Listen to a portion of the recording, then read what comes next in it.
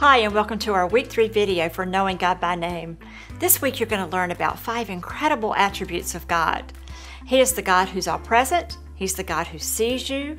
He's the God of hope. He's the Lord who heals. And He is the Lord who is there all the time.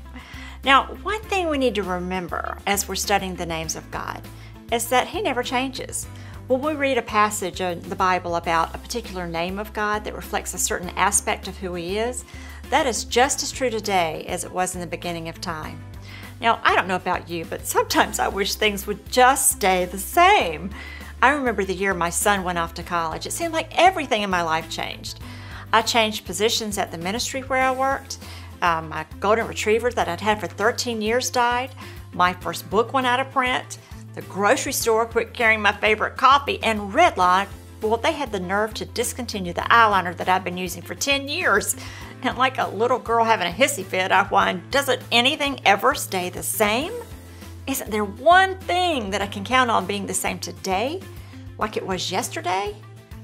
And then when it got quiet enough, I heard that still small voice of God speak to my heart. Though the mountains be shaken and the hills be removed, yet my unfailing love for you will not be shaken, nor my covenant of peace be removed, says the Lord who has compassion on you.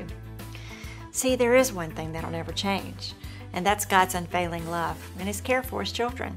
He's the same yesterday, today, and tomorrow. We can always depend on that.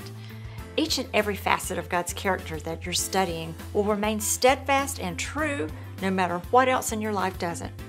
Now let's go back to Isaiah 54:10 for just a moment.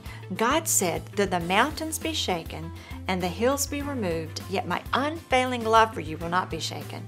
You know, I just love those words, unfailing love. The Hebrew word that's translated unfailing love is the beautiful Hebrew word hesed. It's often translated loving kindness, or steadfast love, grace, mercy, faithfulness, goodness, and devotion. That word's used around 240 times in the Old Testament, and it's considered to be one of the most important words in the entire whole Bible. And why is that? Because God's unfailing love is one of the most important themes of the entire Bible. It's who He is, it's what He does. And not only does God have unfailing love for you, He also has unconditional love for you. You don't have to earn it, you simply have it.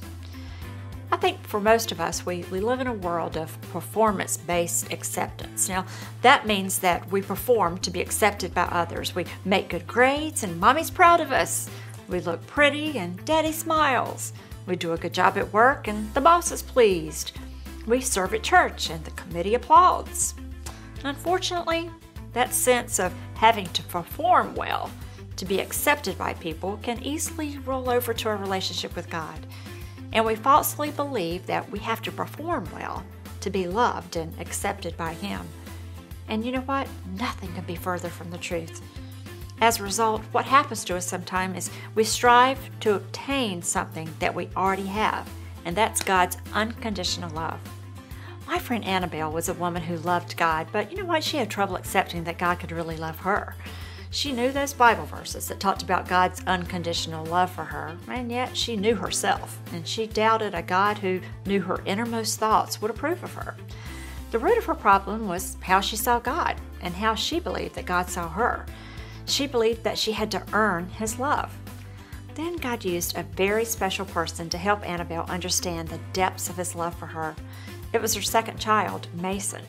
It didn't matter that he would never sit with the kids in the back of a church and on a certain special night walk down the aisle, take a pastor's hand, and invite Jesus into his heart.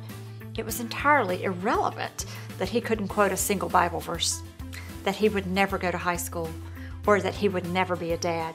She knew that Jesus loved Mason. Mace could not have performed for his parents' love, or for anybody's love, but oh, how they loved him. His condition, well, it deteriorated to such a degree and so rapidly that they had to place him in an institution when he was very young. They drove regularly, about 120 miles to see him, but occasionally they brought him home for a visit. It was on one of those visits that God taught Annabelle about His love for her. She was standing at a kitchen sink. She was dreading what lay ahead. In just a few moments, she was going to be gathering up Mace's things together and taking him back to his house. She'd done it many times before, and it was never easy. But today God had something in mind that would change her life forever. She stopped washing the dishes. She got down on her knees in front of Mace. Then Annabelle took his dirty little hands in hers and tried desperately to reach him. She said, "Mason, I love you. I love you. If only you could understand how much I love you." He just stared. He couldn't understand. He couldn't comprehend. So she stood up and she started washing dishes again, but it didn't last long. That sense of urgency, it was just almost like panic. It just came over her. And once more she dried her hands. She knelt in front of Mace, her precious little boy, and she said, "Mason, if only you could say to me, 'I love you, Mother. I need that, Mace.'" But there was nothing. Now, instead of telling you about this, I want to read you Annabelle's words. I included the story in my book, The 5 Dreams of Every Woman. And this is what Annabelle said. She said, I stood up to the sink again. More dishes, more washing, more crying, and thoughts. Thoughts foreign to my way of thinking began filtering into my conscious awareness. I believe God spoke to me that day, and this is what he said. "Annabelle, you don't look at your son and turn away in disgust because he's sitting there with saliva drooling out of his mouth. You don't shake your head repulsed because he has dinner all over his shirt or because he's sitting in a dirty, smelly diaper when he ought to be able to take care of himself. Annabelle, you don't reject Mason because all the dreams that you had for him have been destroyed. You don't reject him because he doesn't perform for you. You love him, Annabelle, just because he's yours. And I love you, Annabelle, not because you're neat or attractive or because you do things well, not because you perform for me, but just because you're mine." And friend, that is exactly how God feels about you. He loves you just because you're his. And going back to where we started in this video today, Isaiah 54:10, "Though the mountains be shaken and the hills be removed, yet his unfailing love for you will not be shaken, nor his covenant of peace be removed. His love endures forever." Have a great lesson.